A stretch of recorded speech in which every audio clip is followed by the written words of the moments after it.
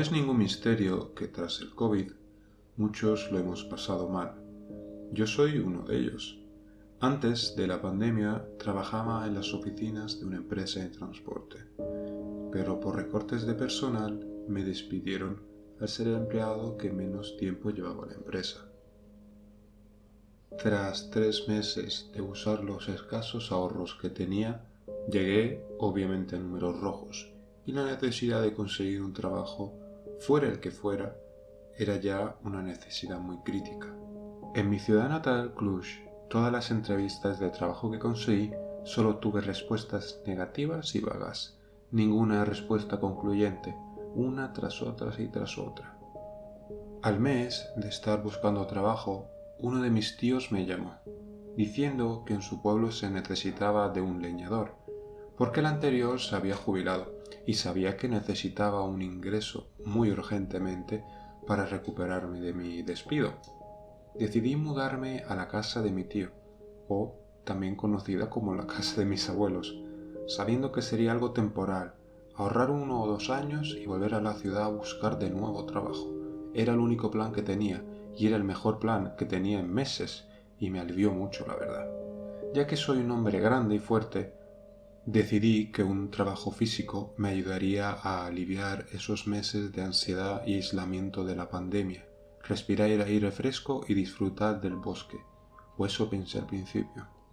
Al día de llegar al pueblo de mi tío, me invadieron los recuerdos, ya que este pueblo es el mismo de mis abuelos, como dije anteriormente, donde mi padre pasó su infancia y donde yo pasaba los veranos, también haciendo el mismo tipo de recuerdos que él, la de una infancia tranquila sin ninguna preocupación. Tras la muerte de mis padres en un accidente de coche, hace 4 años dejé de ir al pueblo, pero me prometí que con este trabajo retomaría el lazo con el pueblo de Dretia. La casa seguía como cuando dejé de visitarla de pequeño, una hermosa y gran casa de montaña de tejado a 2 aguas, el típico tejado rojo que todo niño dibuja de pequeño con el tejado triangular y las paredes marrones. Mi tío me esperaba en la entrada. ¿Qué tal el viaje? Hace frío en esta época, ¿eh? Espero que hayas traído bastante ropa de abrigo, me dijo con un tono jovial y amigable. Estamos en un pueblo de montaña, tío. Aquí siempre hará frío, le dije con el mismo tono jovial y amigable. Dije para ir rompiendo el hielo, lo cual le sacó una gran carcajada, demostrando los mismos rasgos afables que tenía en nuestro linaje. La casa tenía un agradable y cálido ambiente y con una comida lista para 2 hechos por él. Al sentarnos, mi tío, con voz seria, pero aún con el rostro amable, me dice: «Puedes comer tranquilamente, pero mientras te iré comentando lo que necesitas saber para tu nuevo trabajo. Te llamé para que trabajases como leñador, para sustituir a mi amigo Marius, pero...». Vi un pequeño tono de preocupación y temblar en su voz, solamente por un instante. Marius era un hombre un poco extraño, me dijo. Trabajando, digo, no me malentiendas, era una persona muy amable y era uno de mis mejores amigos, pero era muy peculiar en su trabajo. Te enseñará lo básico, porque él es así, no te preocupes. Mañana por la mañana vendrá a casa y te llevará con él a la cabaña del leñador. Esa será tu vivienda temporal, pero no te preocupes, si te aburres de estar solo, puedes venir a charlar conmigo, porque al fin y al cabo estamos en el mismo pueblo. No tengas vergüenza alguna, recuérdalo siempre. Aunque estaba un poco intrigado por cómo describió el trabajo, pocos eran los que venían y te enseñaban cómo hacer el trabajo una vez se han ido. Tras comer nos pusimos al día en los últimos meses y años que pasaron desde que dejé de venir personalmente y dejé de llamar a mi tío. Le expliqué por qué la muerte de mis padres me afectó tanto y por qué me invadió tanto el aislamiento y dejé de hablarlo.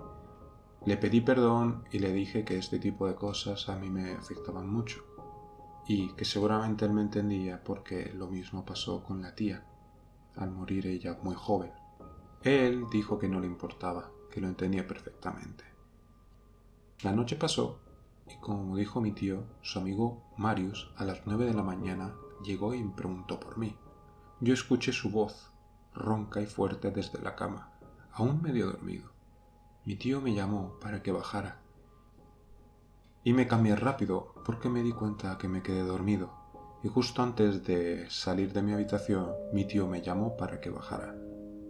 No quería que mi primer día fuera una mala impresión. Al bajar vi a un imponente hombre de 2 metros. Marius, aunque a primera vista parecía mucho mayor de lo que sus 65 años tenía, lo compensaba con una mirada llena de vida y bondad. Era un hombre de barba poblada y una musculatura igual de grande que su trabajo.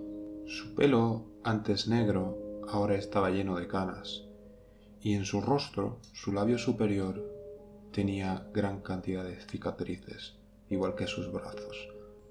Más que un leñador, parecía un cazador o un soldado retirado. Eso me dio bastante mala espina sobre el trabajo de desempeñar, pero no hice caso. Pensé que eso era una forma muy cruel de ver a alguien que vive en un pueblo, y me parecía exagerado pensar de esa manera por simplemente yo venir de la ciudad. Él me miró.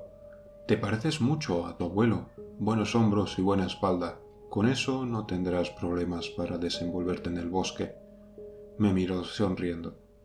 «Tampoco creo que sea trabajoso talar y llevar madera», dije riéndome. Él solo puso una mueca fría y me afirmó diciendo: «No solo madera, joven, pero sí, algo así. Te lo explicaré en detalle luego, no te preocupes». Desayunó con nosotros y cogí mientras tanto las cosas conmigo, mi maleta con la ropa que traje, ya que yo iría a vivir a la cabaña del leñador. Él se había mudado con su hermana y me dejaba a mí vivir ahí siempre y cuando me encargase de las cuentas. Tenía conexión a internet, luz y agua, así que no vi problema alguno en ello. Me empezó a hacer un tour por la propiedad y decirme dónde se dejaba la leña cortada, dónde se secaba, y me empezó a enseñar las herramientas para tratarla y me dijo que la ropa era la más recomendable para usar cuando entrase y cuando saliese del bosque. Me fijé que no había ninguna herramienta mecánica, todas eran manuales. Pensé que era lógico viniendo de una persona mayor que vivía en el pueblo. Al terminar de enseñarme todo, entramos a la cabaña y se sentó en una de las viejas sillas del salón. Mirándome al rostro, sacándose una pipa, me dijo: «Bueno, Mijay, aquí termina lo sencillo», me dijo con voz seria. «Seguro que habrás pensado qué tipo de vida tendría para tener el aspecto que tengo hoy día. No te hagas el loco, lo he visto y, sinceramente, no me importa. Sé que estoy hecho pedazos y si lo has pensado, muy equivocado, no has estado. Yo no quería ofenderte, pero sí, he pensado algo similar. Es normal, no te voy a juzgar por ello. Este trabajo es todo lo que sabía desde que era joven. Y salir del pueblo nunca fue una opción para mí, así que decidí quedarme, no tenía más remedio. Pero al llegar a esta edad y retomar un lazo con mi hermana, puedo irme al fin. Bueno, basta de cháchara. He venido para decirte cómo hacer las cosas y las más importantes. Mira». Y acto seguido sacó una hoja de papel viejo del bolsillo y me la entregó en mano. La hoja tenía escrito con tinta negra el título de «Hoja de reglas para sobrevivir en el bosque». Lo miré con cara confusa diciendo: ¿es acaso alguna especie de broma? Lo siento, pero me hace gracia estas cosas, la verdad, dije indignado y riéndome a la vez. Con un rostro serio, igual que una piedra, Marius me dijo: ¿acaso parezco a alguien que gasta bromas de este tipo? Me sorprende que como rumano que eres te tomas a broma estas cosas. Si no fuera algo importante, ¿por qué crees que vine en persona y no le dejé las reglas a tu tío? Terminó con voz enojada y resoplando dijo: «Los de ciudad os tomáis todo a broma. Aquí tienes el contrato. Entrégalo firmado a la alcaldesa. Me quedaré contigo para ayudarte a rellenarlo y responderte algunas dudas sobre el precio, horario y formalismos para tener con los agricultores. Ellos siempre esperan la madera por la mañana». Tras firmar el contrato, él se relamió los labios y respiró con alivio. Me miró y me dijo: «Lee las normas cuando yo me vaya, y por tu bien espero que las sigas muy rígidamente. Si no lo haces, podrás pagarlo muy caro. Si lo haces, el bosque te respetará, pero cuando empieces a romperlas, te garantizo que intentará por todos los medios a su alcance acabar contigo. Tras decir esto, se despidió y se fue con una forzada sonrisa. Pensé que era una forma un poco rudimentaria de cuidar al familiar de uno de sus mejores amigos, intentando meterme miedo para tenerme serio en el trabajo. La gente del pueblo era extraña y aislada, entonces no le tomé demasiado en serio, aunque por respeto intentaría seguir las reglas. Seguro alguno me sería útil, al fin y al cabo aquí había lobos y osos. Como me di cuenta antes, la hoja parecía vieja, pero no solamente era vieja, estaba hecha de un papel grueso, hojas que hoy día ya no se fabrican, y decía así: reglas para sobrevivir en el bosque. Regla número 1. Entra siempre bien abrigado. Dentro del bosque hace 10 grados menos, sin importar el clima que haya fuera de él. Regla número 2. El bosque empieza siempre desde que pasas la cabaña del leñador. Recuérdalo siempre. Regla número 3. Usa solo herramientas manuales, siendo estas 3: cuchillo, hacha y martillo. Regla número 4. Nunca hagas ruido de más. No grites o cantes a plena voz, sin importar la hora. A ellos no les gusta. Regla número 5. Siempre entra a partir de las 7 a.m. y sal siempre antes de las 22 p.m. como máximo del bosque, nunca antes ni después. Regla número 6. En caso de incumplir la norma número 5, ten siempre contigo una cuerda, unas zarpas para tus zapatos y uno o varios clavos. Estas herramientas no están incluidas en la regla anterior porque las tendrás que tener guardadas. Úsalas para trepar a un árbol estable y atarte a él. Ellos no pueden trepar, pesan demasiado. Para esto se usa el martillo. Es su principal uso. Regla número 7. Siempre ten el oído atento y siempre libre. Tras estas reglas había un gran hueco libre y decía normas de vida o muerte, escritas con una tinta ligeramente rojiza y seca. Aquí es cuando yo empecé a preguntarme de qué va todo esto. Entiendo que algunas las pusieran para no molestar a la fauna, y teniendo en cuenta que es Rumanía, me daba miedo la fauna, pero era necesario estar atento. Pero más allá, ¿a qué viene de subir a los árboles? Porque los osos saben trepar y los lobos jamás te perseguirían tanto. Decidí no darle demasiada importancia. No entendía quién o qué eran ellos. Parecía una especie de animal o alguna persona loca. Así que no le di mucha importancia. Seguí leyendo la última sección de normas, que parecía escrita, como dije, de una tinta roja, seca y que olía muy mal. Parecía como si fuese sangre seca. Estas normas se aplican solo en invierno, escritas por Marius Anton Popescu. Norma número 8. Si escuchas chasquidos lejos de ti, agáchate.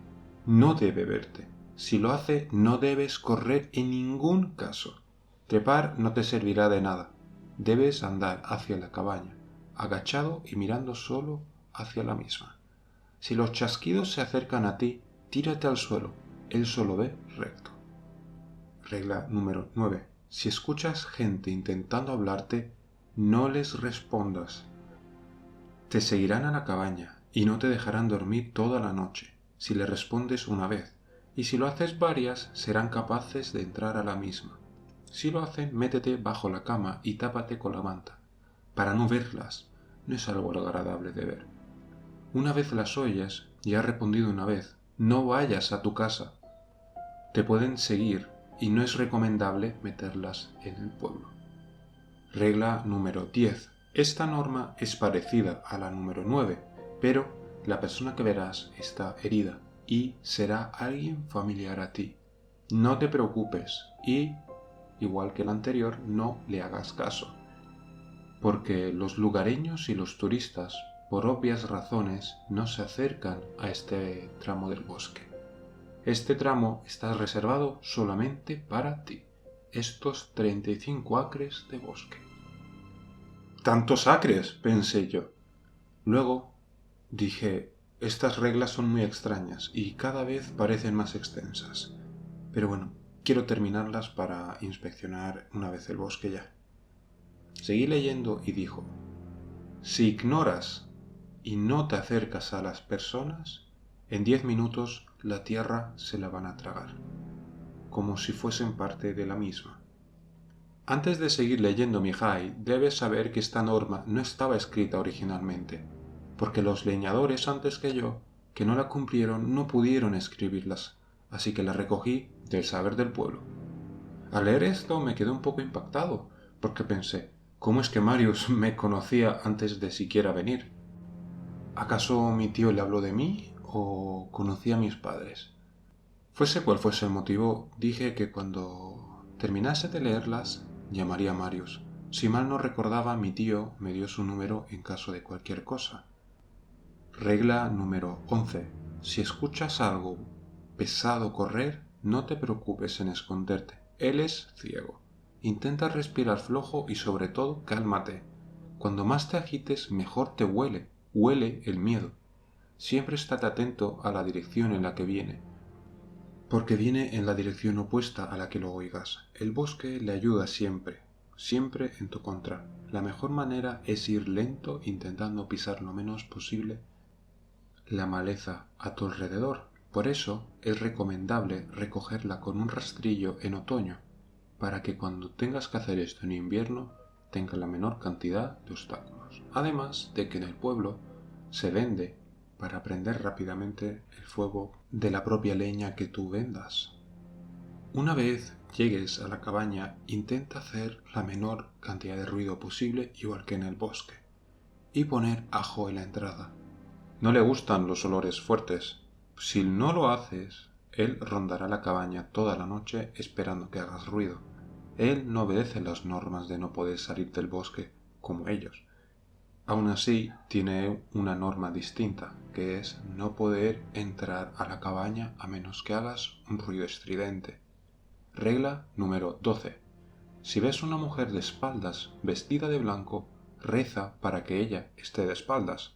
Si la ves, escóndete detrás de un árbol, y si te ha visto y no se da la vuelta, reza lo que sepas. Me pareció muy curioso a la vez que un poco exagerada ya la broma, como si fuera especialmente para mí. Aún así, no dejé el papel en casa, lo guardé en el bolsillo. Algo en una parte de mi mente, la parte más racional, que pesaba más que mi orgullo, dijo que esta broma elaborada puede no serlo del todo. Terminé de leer el contrato después de haberlo firmado. Me di cuenta por qué Marius se sorprendió. Al fin y al cabo, la tinta negra se hizo roja. Aunque curioso, sabía que había muchos tipos de tintas. Decidí que tras volver lo guardaría bien y al día siguiente por la mañana se lo llevaría a la alcaldesa. Pasando esta noche con mi tío, quería pasar más tiempo con él, para de alguna manera recuperar algo de tiempo perdido. Cogí mi mochila con comida y bebida que anteriormente preparó mi tío y finalmente atándome al cinturón las herramientas que me dijeron al principio, las 3, ignorando la cuerda y los clavos, pensando que no eran para tanto porque simplemente iba a inspeccionar, no me iba a quedar todo el día en el bosque. Al entrar, bajo las copas de los árboles me invadió un gran frío, como si la regla número 2 fuese un preludio de lo que iba a pasar. No le hice caso, iba bien abrigado, seguro que eso era porque esa parte del bosque daba algún claro en la cual entraba el viento.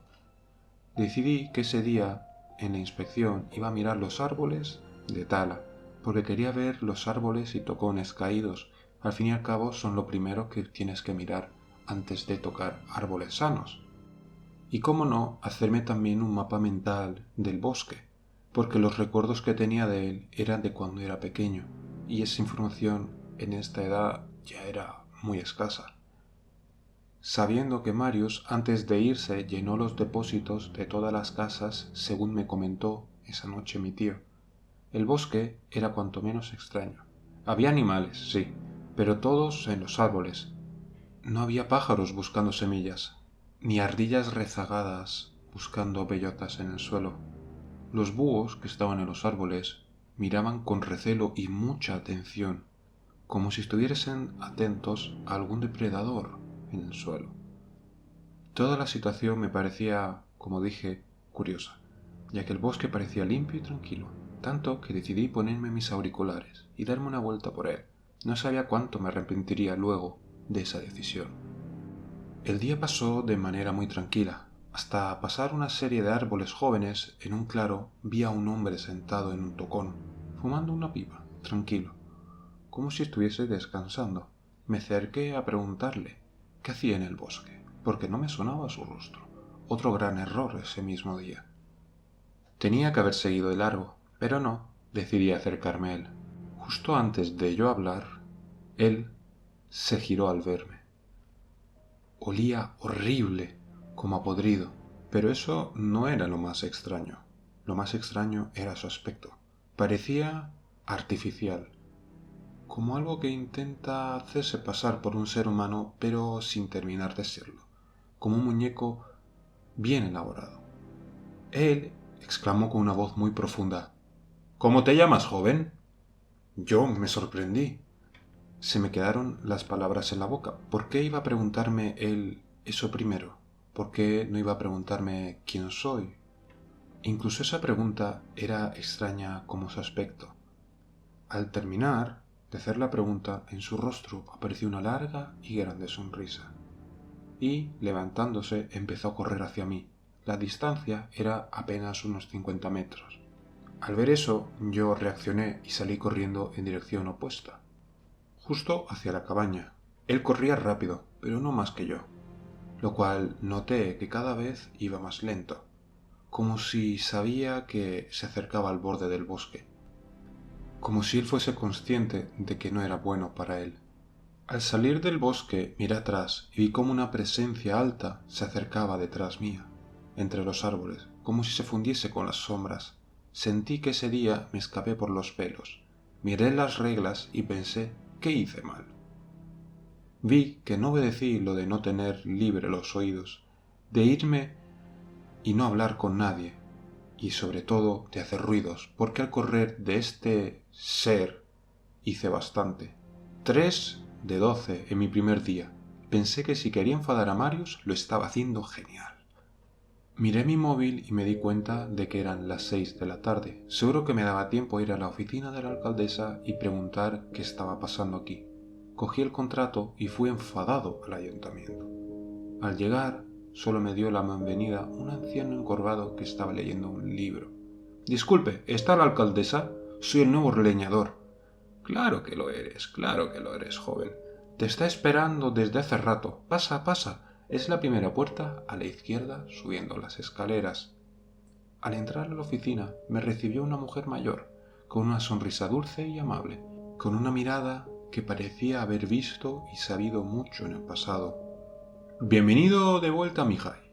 ¿Te gusta tu nuevo trabajo? La verdad es que no. No sé qué clase de broma de mal gusto se ha hecho aquí en el pueblo, pero exijo saber quién está involucrado, porque no tiene gracia alguna que intenten asustarme así en mi primer día de trabajo.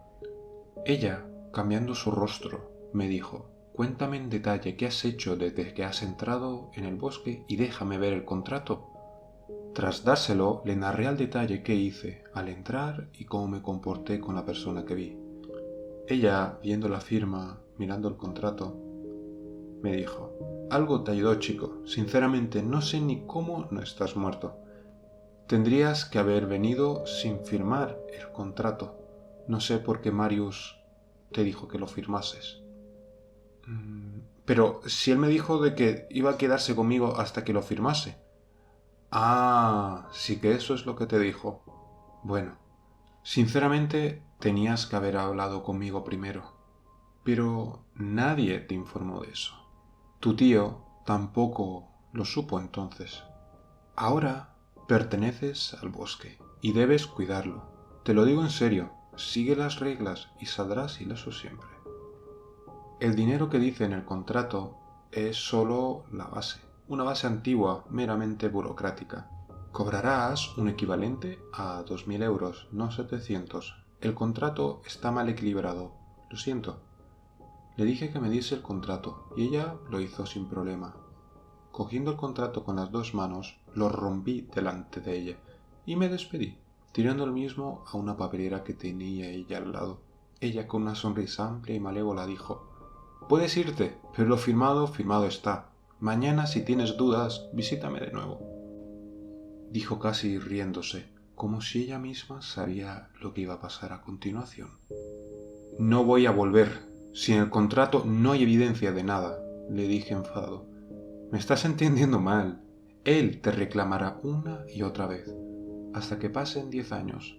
En ese momento, si has sobrevivido, podrás buscar un sustituto». Tras ella terminar de narrarme eso, le cerré la puerta con educación y fui a recoger las cosas de la cabaña y despedirme de mi tía. Al meterme en el coche, me di cuenta que el aire de montaña le pasó factura. El motor le costaba arrancar, pero tras ello, de alguna manera lo hizo. Me di cuenta de que el cielo estaba empezando a nublarse y amenazaba con llover fuertemente. El camino de vuelta a la ciudad fue bastante difícil, pero lo único que quería era darme una buena ducha y dormir. Olvidar todo este asunto y seguir buscando trabajo en la ciudad. Al llegar a mi apartamento lo sentí extraño. No solamente el olor que había, que era por estar desocupado, sino como si alguien más estuviese conmigo en el apartamento. Pensé que era debido a la experiencia que pasé en el pueblo, que me traumatizó un poco por ser una persona bastante tímida, pero pensé que una noche de sueño lo quitaría todo. Eso hice, me duché y acosté, pero tuve un mal sueño. Soñé que estaba vestido con mi ropa de leñador y una jauría de lobos negros me perseguían por el bosque, pisándome los talones, como si no quisiesen correr de más, como si estuviesen jugando conmigo, riéndose con risas humanas. Lo hicieron hasta que yo salí del bosque y entré en mi cabaña. En este momento me desperté, estando lleno de sudor y con el corazón latiendo a 100. Era aún de noche, o eso pensé, así que busqué el interruptor de la luz. No estaba donde siempre. De hecho, la habitación en sí no era igual, no era la de mi apartamento. Decidí volver a la cama confundido a buscar mi móvil. Con él me quitaría las dudas, al fin y al cabo tenía una linterna. No podría creerlo. Al encender la luz, me di cuenta que estaba en la cabaña y vi una nota en la mesa, una de un papel muy blanco, que decía: «Esta vez no hay papeles viejos. La próxima, los lobos no jugarán contigo. Si intentas salir del pueblo o sus cercanías, lo sabré. Tú me perteneces».